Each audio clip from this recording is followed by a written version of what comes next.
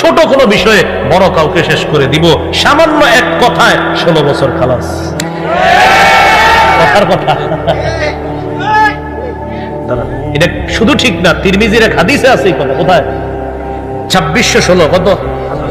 এই হাদিসের মধ্যে নবীজি লম্বা ওয়াজ করছে তার এক সাহাবীর। ওয়াজ করার পর সর্বশেষ বলে, তোমারও তো আসল ওয়াজটাই করি দিই। মানে লম্বা ওয়াজ করে সর্বশেষ নবী বলে, তোমার আসল ওয়াজটাই করি।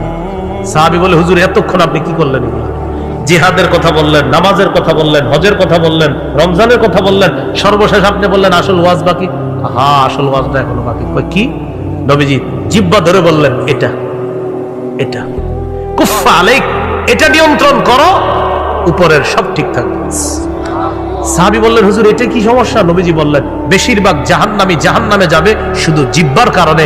আমার হাদিস আগে পড়ছি, বুঝে আসছে, কিন্তু কিছুদিন আগে এটা আমার ভালো করে বুঝে আসছে যে জিহ্বা যে মানুষকে জাহান্নামে নিতে পারবে, এর প্রমাণ এক জিহ্বা 16 বছর খালাস।